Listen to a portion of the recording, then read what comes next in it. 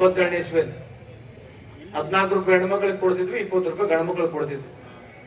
ಅಲ್ಲಿಂದ ನನಗೆ ಸಂಪೂರ್ಣ ಅರಿವಿದೆ. ನಾನು 2ನೇ ಬಾರಿ ಈ ಖಾತೆಯನ್ನು ಸನ್ಮಾನ್ಯ ಮುಖ್ಯಮಂತ್ರಿಯವರು ನನಗೆ ಒದಗಿಸಿದ್ದಾರೆ. ಬಹಳಷ್ಟು ಬದಲಾವಣೆಗಳು ತರಬೇಕಂತ ಹೇಳಿ ಪ್ರಾಮಾಣಿಕ ಪ್ರಯತ್ನ ಸರ್ಕಾರದಿದೆ, ಮಾನ್ಯ ಮುಖ್ಯಮಂತ್ರಿಯವ್ರದ್ದಿದೆ, ನಮ್ದು ಇದೆ. ಅದಕ್ಕೆ ನೂರಾರು ಅಡಚಣೆಗಳು, ನೂರಾರು ತೊಂದರೆಗಳು ಇರ್ತಕ್ಕಂಥದ್ದು ವಾಸ್ತುಸ್ಥಿತಿ ಅಂತ ಈ ಸಂದರ್ಭಕ್ಕೆ ಹೇಳಲಿಕ್ಕೆ ಇಚ್ಛೆ ಬಯಸ್ತೇನೆ. ಸಂಕ್ಷಿಪ್ತವಾಗಿ ಮಾತನಾಡಲಿಕ್ಕೆ ಹೇಳಲಿಕ್ಕೆ ಇಚ್ಛೆ ಬಯಸ್ತೇನೆ. ವಿಶೇಷವಾಗಿ ಟ್ರಾನ್ಸ್ಪೋರ್ಟ್ ಬೋರ್ಡ್ ನ ಪ್ರಾರಂಭ ಮಾಡಿದ್ವಿ. ನಮ್ಮೆಲ್ಲ ಆಟೋ ರಿಕ್ಷಾ ಅಣ್ಣ ತಮ್ಮಂದ್ರಲ್ಲಿ ಮಾತನಾಡ್ತಿದ್ರು.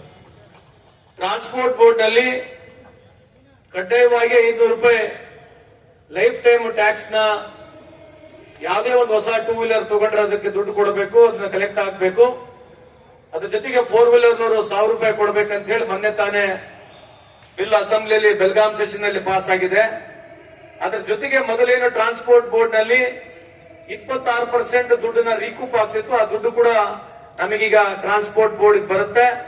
ಇವೆರಡು ದುಡ್ಡನ್ನ ಸಂಗ್ರಹ ಮಾಡಿದ್ರೆ ಸುಮಾರು 100 ರಿಂದ 150 ಕೋಟಿ ಬರ ವರ್ಷದ ವ್ಯವಸ್ಥೆಯಲ್ಲಿ ನಮಗೆ ಬರೋದ್ರಿಂದ ಸುಮಾರು 20 ಲಕ್ಷದಿಂದ 30 ಲಕ್ಷ ಜನರು ಯಾರು ಟ್ರಾನ್ಸ್ಪೋರ್ಟ್